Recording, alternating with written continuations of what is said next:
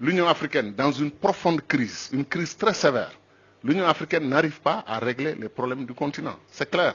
Ce que l'Union européenne arrive à faire pour l'Europe, l'Union africaine n'arrive pas à le faire pour l'Afrique. Et l'Union africaine vient à Bruxelles pour chercher de l'argent, pour aller, comme disait, apporter des solutions africaines aux problèmes africains. Ça fait sourire. Comment on peut apporter des solutions africaines aux problèmes africains avec l'argent européen?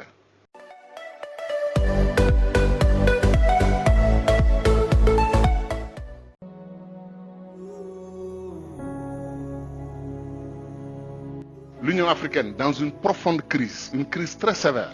L'Union africaine n'arrive pas à régler les problèmes du continent. C'est clair. Ce que l'Union européenne arrive à faire pour l'Europe, l'Union africaine n'arrive pas à le faire pour l'Afrique.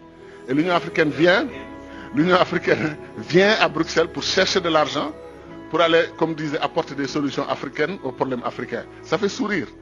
Comment on peut apporter des solutions africaines aux problèmes africains avec l'argent européen?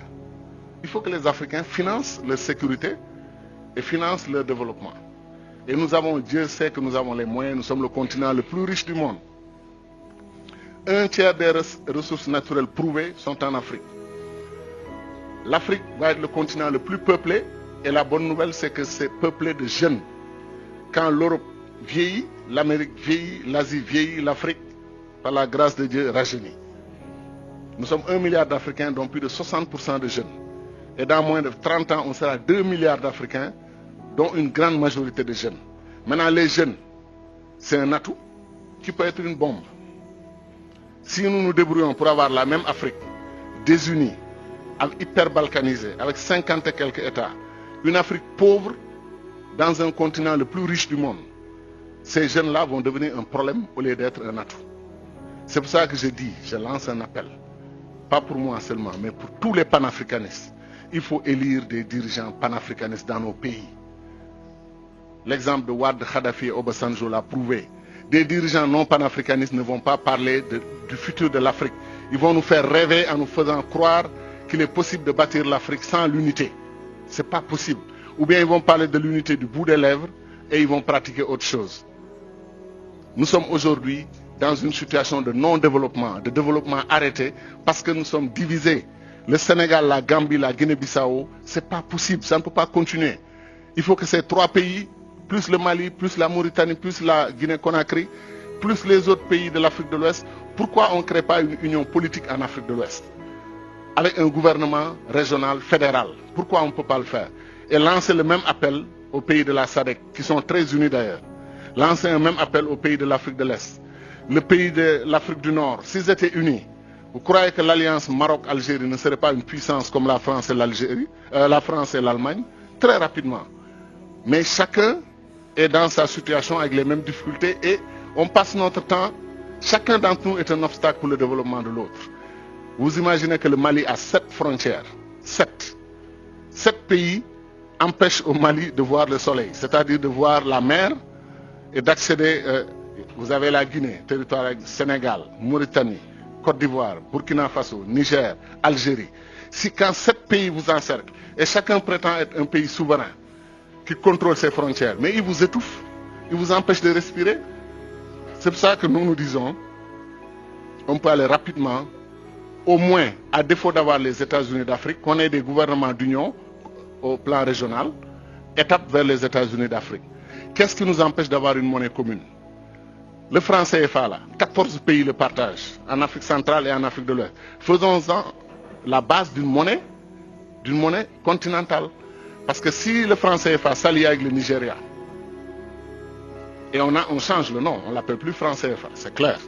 Le mot franc disparaît au moins. Hein, on crée une monnaie africaine commune. Il ne faut pas démanteler ce qui existe et qui fonctionne pour quelque chose dont on rêve.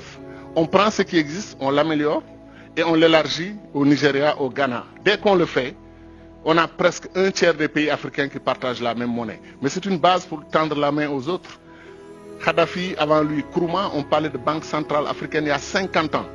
Banque centrale africaine, monnaie commune africaine, constitution, citoyenneté africaine, armée, défense commune africaine, diplomatie commune africaine, commerce extérieur africain. C'est pour ça que je dis que quand on a mis Nkrumah de côté, après on a organisé le coup d'État, on s'est retrouvé avec un faux paradigme qui a fait que même les pays africains les plus avancés, comme la Côte d'Ivoire, sont retombés après dans la situation que l'on sait. Est-ce que vous savez que les Malaisiens allaient en Côte d'Ivoire pour dire aux Ivoiriens dans les années, début des années 70, nous voulons être comme vous. Aujourd'hui, la Malaisie est une puissance régionale. Elle vend de l'huile de palme à la Côte d'Ivoire qui lui vendait de l'huile de palme avant.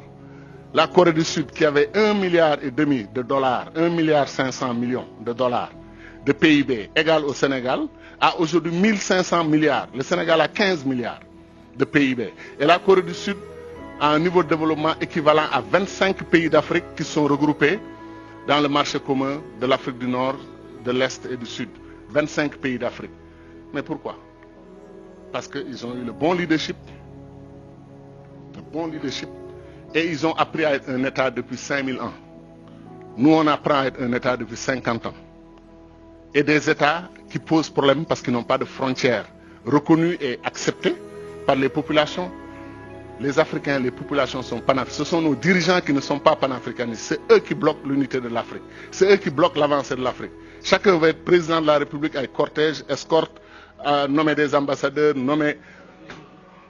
Et je termine sur ça. Les États-Unis ont 13 ministres, les amis. 13 ministres. Première puissance du monde. L'Afrique a plus de 2500 ministres. C'est la vérité. Comptez 30 ministres par pays, ce qui est faible d'ailleurs. Et vous multipliez par 50 pays, 1500. Comptez 40 ministres par pays, multiplié par 50, vous êtes à 2000. Et on est 54 États. Et si on les suit, ils vont détacher l'Azawad du Mali, ils vont détacher la Casamance du Sénégal. On va continuer l'hyperbalkanisation de l'Afrique. Il faut arrêter ça. Il faut arrêter ça. Il faut arrêter ça. Il est temps d'aller à l'unité.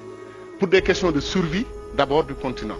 Et ensuite pour des questions d'ambition, que l'Afrique fasse partie des puissances du monde dans 10 ans, 20 ans, à côté de la Chine, qui est un pays aussi pauvre que nous, à côté de l'Inde, qui est un pays aussi pauvre que nous, à côté du Brésil, qui est un pays aussi pauvre que nous. Comment chacun d'entre nous peut faire face à la Chine, faire face à l'Inde, faire face au Brésil, faire face aux États-Unis? Voilà les 4 pays qui vont diriger le monde dans 10-20 ans.